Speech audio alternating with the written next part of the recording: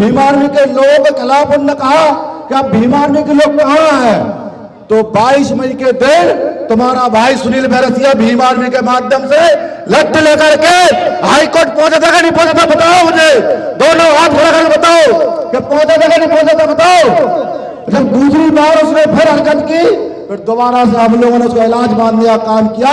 जब हमने जूता फेंक आंदोलन का आह्वान किया तो मनुवादी जो ब्राह्मण व्यवस्था में रहने वाले लोग हैं, इनकी रूह कांप गए और प्रशासन के सामने गिड़गिड़ाने लगे कि हमें माफ कर दो, अब हम दोबारा ऐसी गलती नहीं करेंगे। साथियों, जय भीम।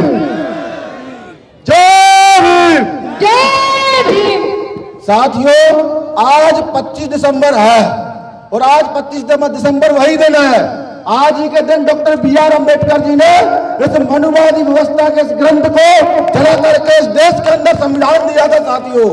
साथियों, मनु की औलाद वही है जिन्होंने ग्वालियर के अंदर बाबा साहब डॉक्टर BR अम्बेडकर जी का जो मूर्ति लगने का विरोध किया था इन्होंने। साथियों, आपको याद होगा, और तो उन्होंने ये भी कहा था कि हम इस देश का संविधान निर्माता डॉक्टर BR अम्बेडकर जी को नहीं मानते।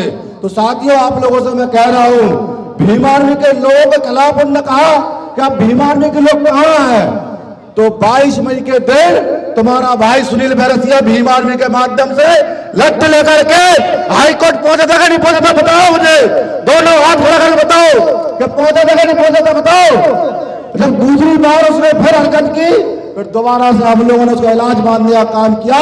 जब हमने जूता फेंक आंदोलन का आह्वान किया तो मनुवादी जो ब्राह्मण व्यवस्था में रहने वाले लोग हैं, इनकी रूह कांप गए और प्रशासन के सामने गिड़गिड़ाने लगे कि हमें माफ कर दो, अब हम दोबारा ऐसी गलती नहीं करेंगे। साथियों, आज फिर वही दिन है, आज मनुस्मृति दहन दिवस।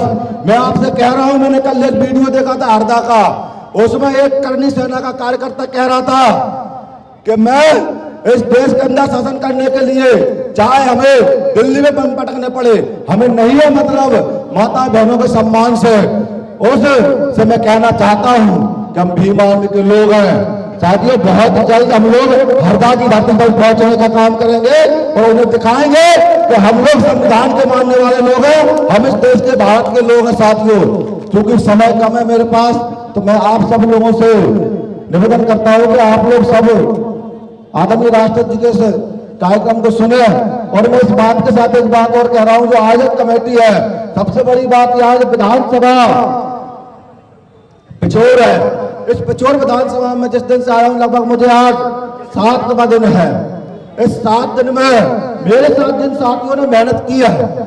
मैंने देखा है इनके पास ना तो कोई संसाधन है, न इनके पास कोई पैसा है, न किसी भी एक बैठे व्यक्ति को, किसी को एक भी व्यक्ति को 1 रुपया देकर नहीं बुलाया गया है, न किसी को संसाधन मुहैया कराया गया है। अगर ये मेहनत है तो हमारे भाई दशरथ ठाकुर जी की है, अगर हमारी मेहनत है तो अनिल गुर्जर जी की है, अगर मेहनत है तो हमारे हरीश गुर्जर जी की है, हरन गौतम जी की है, रेखा जाटव जी की है, हमारे तमाम करण एडवोकेट जी के। इन साथियों को मैंने देखा है, सुबह 5 बजे से ये लोग लगे हुए हैं और रोज सुबह 6 बजे उठ जाते थे, क्षेत्र में जाते थे, जैसा कहते थे वैसा करते थे। इन साथियों से इनका मैं तहे दिल से धन्यवाद करना चाहता हूँ कि इन्होंने बगैर पैसे, बगैर संसाधन की इतनी भीड़ जुटाई है, उसके लिए मैं धन्यवाद कहूंगा। जय हिंद, जय भीम।